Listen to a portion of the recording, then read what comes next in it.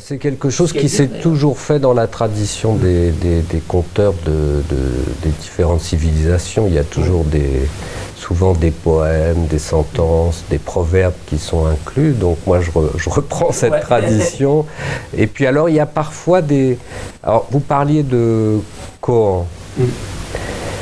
Et justement, j'ai découvert quelque chose qui passe un peu inaperçu, c'est que ces koans, qui sont surtout pratiques, qui sont surtout dans le Zen Rinzai, en fait, ce sont pour la plupart des histoires, et non pas simplement une phrase énigmatique. Alors, ce sont des histoires dans lesquelles il y a des dialogues énigmatiques ou des histoires qui sont très difficiles à comprendre, et les moines sont tenus de les méditer et d'apporter des réponses, et c'est seulement quand enfin ils ont été au-delà des limitations du mental que le maître confirme qu'ils ont compris le koan, et ça dénote, enfin c'est le signe qu'ils ont atteint un certain niveau. D'ailleurs il y a même des koans qui ont été classés par difficulté.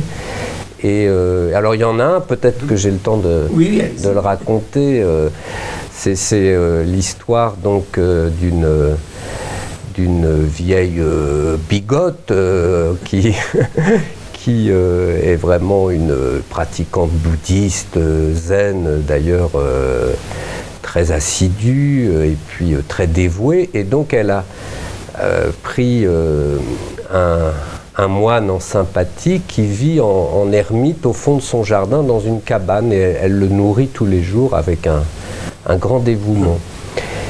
Et puis, au bout de quelques années, elle demande à l'une de ses nièces, qui est une jeune fleur, très pimpante, très aguicheuse, et elle lui demande ce jour-là d'aller porter sa nourriture à l'ermite, et puis de s'approcher de lui, de l'enlacer, de mettre sa joue contre la sienne, et de lui demander ce qu'il ressent à cet instant.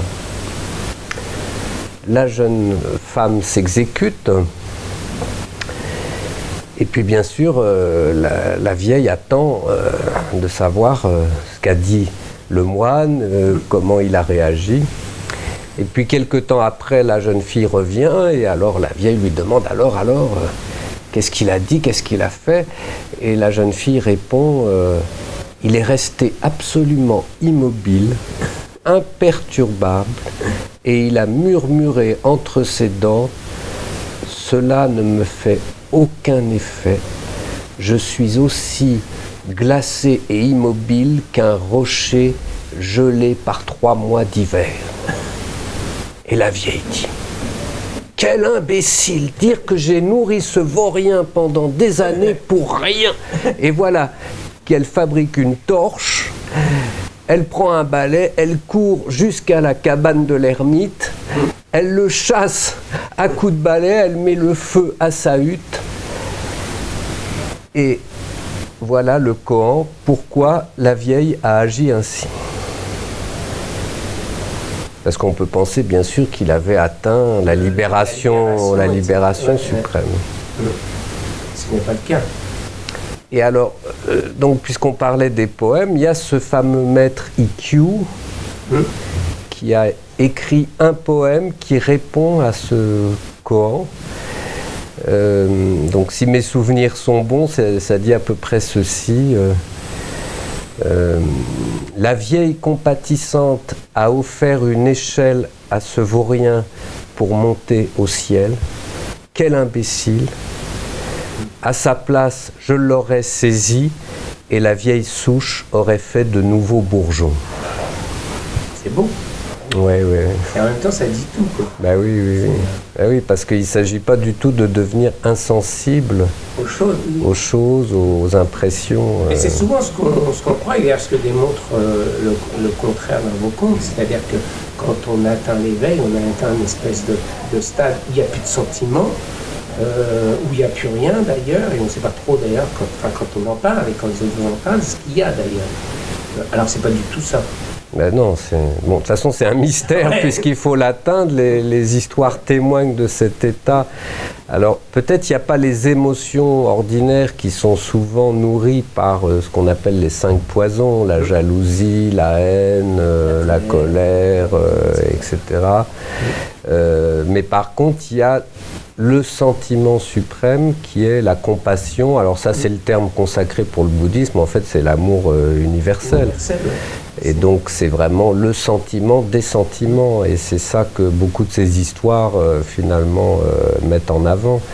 Donc c'est pas du tout ce qu'on peut imaginer. Par contre c'est vrai que le maître lui va se révéler parfois très viril et même assez violent apparemment, parce qu'il veut pousser le disciple dans ses retranchements pour justement atteindre cet état inconditionné. Ce qui est intéressant aussi, c'est que c'est à la fois, surtout dans ce recueil, des histoires d'éveil, c'est-à-dire comment l'individu va devenir un éveillé quelque part, ou enfin commencer à toucher la compréhension de ce qu'il doit atteindre, et en même temps, ça rejoint la vie, quoi. C'est-à-dire, c'est aussi l'éveil dans l'existence.